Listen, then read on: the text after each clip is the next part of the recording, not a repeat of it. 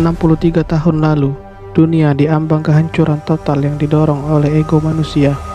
Konflik kecil di Kuba yang dengan cepat menjadi konflik berskala global akibat campur tangan negara superpower.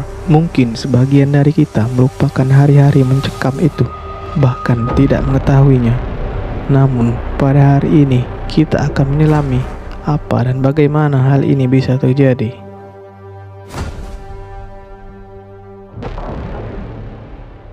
Untuk mengetahui penyebab awal krisis missil Kuba, kita harus menarik benang merah ke belakang, yaitu dimulai dengan revolusi Kuba yang dipimpin oleh Fidel Castro melawan Presiden Kuba pada saat itu, Fulgencio Batista, yang dikenal otoriter dan korup. Fidel merasa pemerintahan Batista tidak adil, serta menyebabkan ketidakadilan kepada masyarakat golongan menengah ke bawah, dengan membiarkan para petani dan buruh mendapatkan upah rendah dan hidup dalam kemiskinan, sementara segelintir elit kaya menikmati kekayaan. Bagi Castro sendiri, ia merasa pemerintahan Batista yang berdasarkan kudeta saat itu membuat karirnya sebagai pengacara muda dihentikan. Akhirnya perjuangan revolusi selama 5 tahun diakhiri pada 27 Desember 1958 dengan Fidel Castro yang memimpin serbuan pasukan gerilya dikomandoi dengan Che Guevara dan pasukan revolusi untuk menaklukkan Santa Clara yang pada saat itu dalam genggaman rezim Jenderal Batista. Setelah pertempuran 12 jam di kota Santa Clara berhasil ditaklukkan dan orang-orang pro Batista melarikan diri ke arah barat daya Kuba. Tetapi dengan Fidel Castro yang berada di tampuk kekuasaan Kuba saat itu, pemerintah Amerika merasa Castro sendiri adalah ancaman karena Castro menggulingkan pemerintahan yang didukung oleh Amerika Serikat serta takut akan hilangnya pengaruh Amerika atas Kuba, lalu melakukan embargo terhadap Kuba yang membuat Kuba mengalami kesulitan ekonomi. Kuba yang dipimpin oleh Fidel Castro dengan cepat mencari pasar baru, yaitu Uni Soviet. Dengan kabar intelijen lapangan KGB bahwa pemerintahan baru Castro harus dibantu secara ekonomi dan politik, Uni Soviet dan Kuba menandatangani perjanjian dagang dengan kesepakatan Kuba memperdagangkan gula ke Uni Soviet sebagai imbalan bahan bakar. Castro yang berhaluan komunis memiliki pandangan ideologi yang besar dengan Amerika Serikat yang kapitalis. Dan koalisi antara Fidel Castro dan Uni Soviet membuat Amerika mengambil tindakan, yaitu dengan menggulingkan pemerintahan yang masih prematur. Pemerintahan Eisenhower dan Kennedy telah menilai bahwa pergeseran Castro kepada Uni Soviet tidak bisa diterima. Kemudian operasi militer yang disebut invasi Teluk Babi yang direncanakan dan didanai oleh Amerika Serikat dengan CIA sebagai pelaksana operasi, serta didukung tentara buangan yang berada di barat daya Kuba. Operasi itu sendiri rencananya akan dilaksanakan pada 15 April 1961 dengan menerbangkan pesawat pengebom AS untuk mengebom kekuatan udara Castro dan mendaratkan 1.500 pasukan pelarian Kuba untuk mempengaruhi rakyat Kuba dengan menjadi pemberontak untuk menggulingkan pemerintahan Castro. Namun, nyatanya pada pagi hari 15 April, 3 pesawat pengebom Amerika yang diterbangkan dengan kode misi Operasi Puma akan mengebom landasan udara Kuba di San Antonio de Lebanos, Bandara Internasional Antonio Maceo, dan landasan udara Ciudad Libertad. Operasi ini gagal karena Castro sudah tahu lebih dulu dan memindahkan pesawatnya agar tidak bisa dihancurkan. Lalu Castro yang berbekal informasi dari agen-agen senior KGB Uni Soviet mengambil langkah dengan menangkapi orang-orang anti Castro. Dan setelah kontak senjata pada 17 April 61 dengan 1.500 pemberontak yang mendarat di Teluk Babi, kemudian pasukan pemberontak yang moralnya telah jatuh dipicu dengan keputusan Kennedy tidak mendukung invasi yang gagal ini.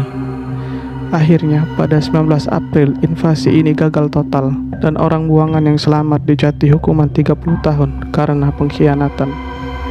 Pemerintah Amerika yang menanggung malu atas gagalnya operasi ini lalu sekali lagi melakukan operasi militer rahasia dengan kode Operasi Mangus.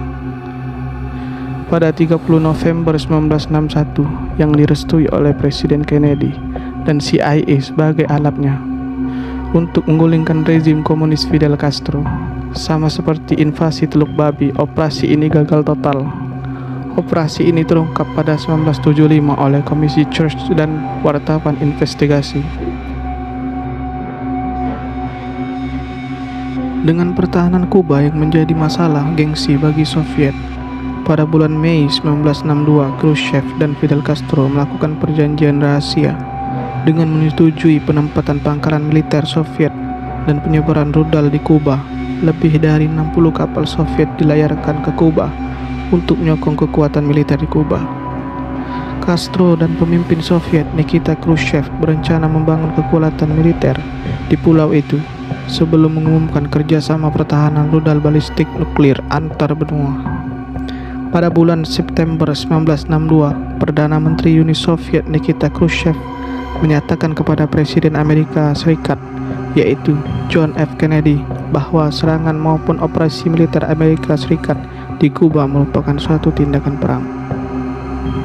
Lalu pada 4 Oktober 1962, hulu ledak nuklir tiba di Kuba dari Soviet sebanyak 62 hulu ledak nuklir, dan dengan angka sebanyak itu tetap tidak dideteksi oleh intelijen Amerika yang berada di sana saat itu. Pada tanggal 14 Oktober, Amerika melancarkan pesawat U-2 pada pagi hari untuk memotret serangkaian situs untuk rudal nuklir balistik antar jarak menengah dan menengah MRBM dan IRBM yang sedang dibangun di Kuba.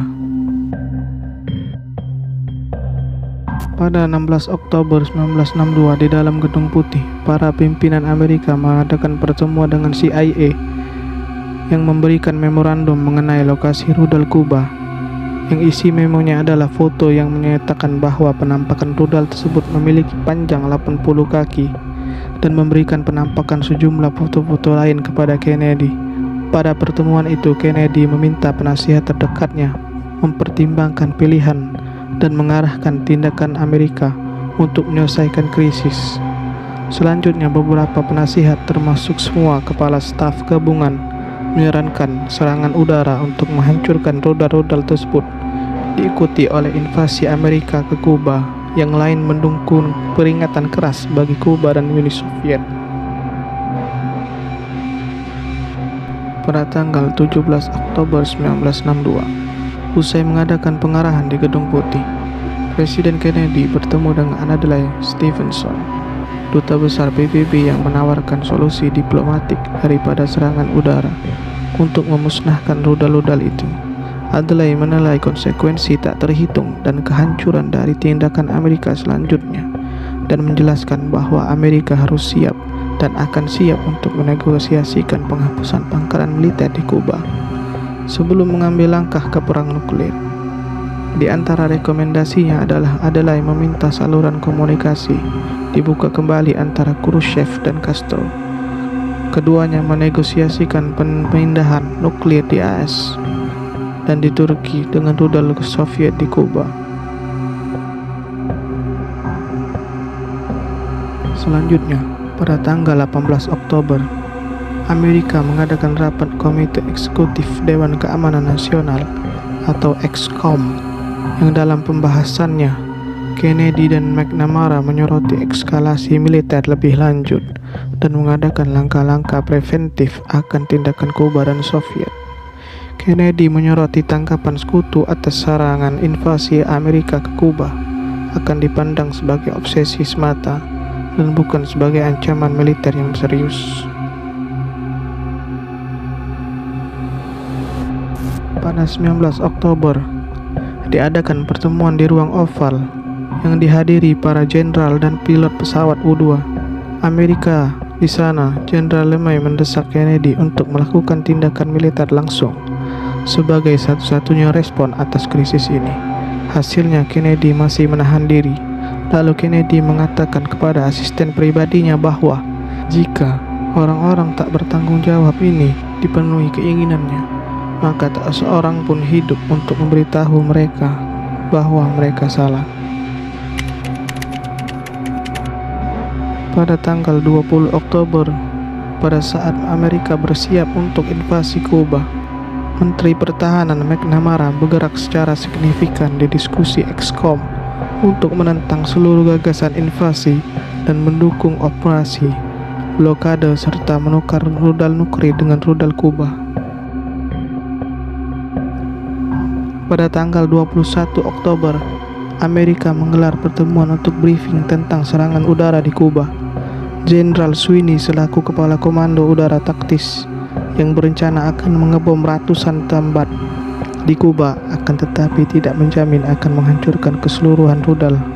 Dengan ini, Kennedy masih menahan diri untuk Pada tanggal 22 Oktober, Presiden Kennedy muncul di televisi dan memberikan pidato yang berisi tentang penemuan instalasi rudal dan menyatakan bahwa setiap serangan rudal nuklir yang dilancarkan Soviet di Kuba akan dibalas sebagaimana mestinya. Kennedy memerintahkan karantina angkatan laut untuk mencegah masuknya rudal lebih banyak ke Kuba. Pada hari yang sama, Kennedy mengirim surat kepada Khrushchev yang menyatakan bahwa Amerika tidak akan mengizinkan senjata ofensif dikirim ke Kuba dan menuntut agar Soviet membongkar pangkalan udal yang sedang dibangun atau yang sudah selesai dan mengembalikan semua senjata ofensif itu ke Uni Soviet. Surat tersebut adalah yang pertama dari serangkaian komunikasi langsung dan tidak langsung antara Gedung Putih dan Kremlin sepanjang sisa masa kritis. Nikita bersikap biasa saja dengan pengumuman Kennedy itu. Bahkan ia sempat menghadiri opera. Sementara itu di Kuba, kru-kru Soviet membuat lokasi peluncuran rudal beroperasi dan bersiap akan invasi Amerika yang akan terjadi. Sementara pesawat Amerika yang terbang rendah tepat di atas pohon palem untuk memotret aktivitas di sana, Khrushchev kemudian menyatakan secara spesifik bahwa Soviet memiliki rudal anti pesawat dan rudal balistik dengan hulu ledak konvensional dan nuklir. Rudal-rudal tersebut tidak akan ditembakkan kecuali untuk membela Kuba, dan itu pun sesuai dengan instruksi langsung oleh Khrushchev sendiri. Pada 23 Oktober, Presiden Kennedy mentandatangani proklamasi yang mengizinkan karantina laut di Kuba guna memblok kapal-kapal Soviet yang membawa pasukan rudal dan suku cadang untuk rudal. Kemudian Amerika mencari dukungan di PBB dengan mengutus Adlai Stevenson, Kepala Staf Gabungan, mengumumkan status kesiapan militer naik menjadi DEFCON 3 pada pasukan Angkatan Laut Amerika mulai menerapkan karantina dan rencana dipercepat untuk serangan militer terhadap Kuba. Pada tanggal 24 Oktober, Khrushchev menanggapi surat dari Kennedy dengan marah yang membuat pernyataan bahwa blokade Amerika adalah bentuk tindakan agresi. Khrushchev memerintahkan kapal-kapal untuk tetap terus melanjutkan perjalanan ke Kuba, dan Khrushchev mengklaim senjata-senjata itu adalah salah satu bentuk pertahanan bila mana Amerika melakukan serangan ke Kuba. Namun kendati demikian, pagi hari setelah diberlakukan garis karantina di laut lepas pantai Kuba, Khrushchev sendiri memerintahkan kapal-kapal pembawa rudalnya berbalik arah. Menurut catatan Soviet, 16 kapal pembawa hulu ledak nuklir membalikan arah keluar laut pada tanggal 24 dan 25 Oktober. Ketika Presiden Kennedy menerima berita melalui radio bahwa kapal-kapal Soviet memutar arahnya, ia memerintahkan kapal induk Essex melalui radio untuk tidak menyerang kapal-kapal itu dan memberi waktu kepada mereka untuk memutar balik arah. Persamaan Kennedy dan Khrushchev ini tampak jelas dalam catatan tertanggal 23 hingga 24 Oktober bahwa sama seperti JFK yang memiliki karantina daripada serangan udara penuh seperti yang diinginkan sebagai besar penasihatnya, Khrushchev mengakui bahwa ia setengah berhasil dan memutuskan untuk menarik kembali pengiriman itu, dan keduanya sama-sama tidak ingin memicu perang. Pada tanggal 25 Oktober, Kennedy yang mengetahui bahwa rudal di Kuba telah beroperasi. Lalu, ia secara pribadi menyusun surat kepada Khrushchev sekali lagi mendesaknya untuk berhenti mengirimkan senjata-senjata ofensif ke Kuba. Kemudian, staf tinggi Amerika bersama JFK masih melakukan pertemuan Excom pada pagi hari dan malam hari, membahas masalah krisis ini Sementara itu di gedung PBB, pihak Amerika dan Soviet dipertemukan, yang diwakilkan oleh Adlai Stevenson sebagai Duta Besar Amerika untuk PBB dan Valerian Zorin sebagai Duta Besar dari Uni Soviet. Di sana Zorin menyangkal bahwa Soviet mengirimkan rudal untuk Kuba, dan sebagai tanggapan Adlai menunjukkan foto-foto rudal yang diambil dari pesawat U-2. Sontak pihak Soviet terdiam dan menahan diri, sementara Adlai membeberkan bahwa Soviet berbohong. Selanjutnya pada tanggal 26 Oktober di Havana, Duta Besar Soviet Alexander dan Castro berdiam diri dalam ketegangan hingga dini hari dan mendiktekan Armageddon Letter atau surat kiamat kepada Nikita Khrushchev. Dalam suratnya, pemimpin Kuba itu menganggap Amerika akan menghancurkan Kuba, serta Castro mendesak Khrushchev untuk memulai serangan nuklir apabila Amerika mulai melakukan serangan invasi di Kuba. Pada hari yang sama, sepucuk surat tiba di Washington, dikirim dari Khrushchev yang menanggapi surat dari Kennedy pada hari sebelumnya. Khrushchev memberikan tawaran serupa, yaitu pembongkaran situs rudal di Kuba, dan Amerika harus berjanji tidak akan menyerang Kuba. Hari itu adalah 24 jam paling berbahaya bagi seluruh dunia, pada saat Amerika semakin dekat untuk menyerang Kuba dan meletusnya perang nuklir. Dari catatan yang masih ada dari pertemuan staf gabungan AS pada hari itu, menyajikan rangkaian krisis selama 6,5 jam, di mana kesalahan manusia, salah perhitungan, penempatan senjata nuklir yang gegabah, dan zat testosteron yang mendominasi pada saat itu.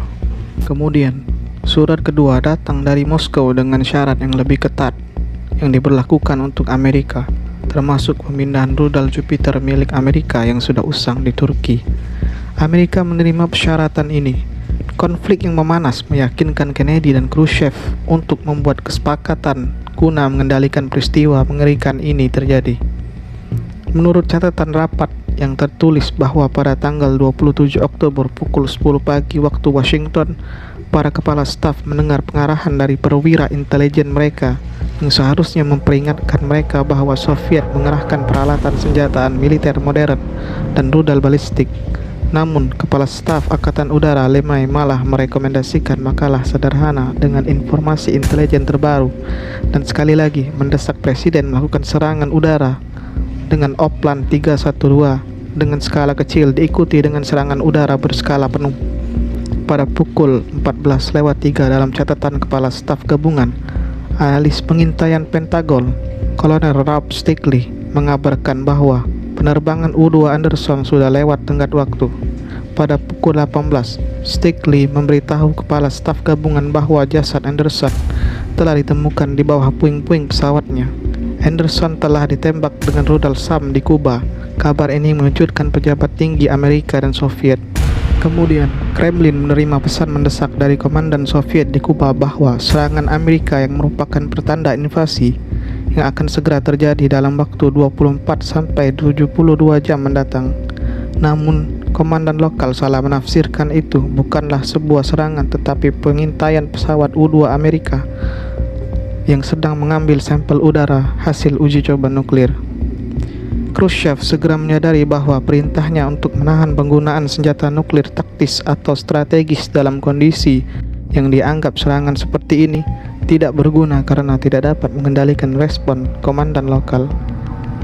Jenderal Gorbus dan Greco telah memerintahkan menembak jatuh pesawat U-2 Anderson setelah melintasi wilayah penempatan Soviet di Kuba Timur dengan rudal SAM di Beneš. Di pihak Amerika, Komite Eksklusif secara keliru melihat menembakkan U-2 Anderson sebagai agresi yang jelas oleh Moskow.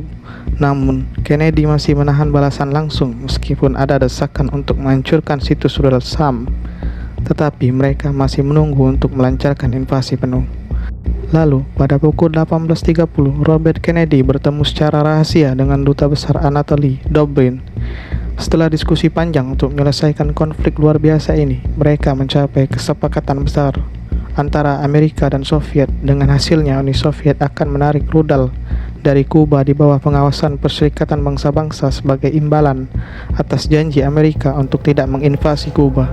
Dalam kesepakatan rahasia tambahan, Amerika setuju untuk menarik rudal Jupiter dari Turki.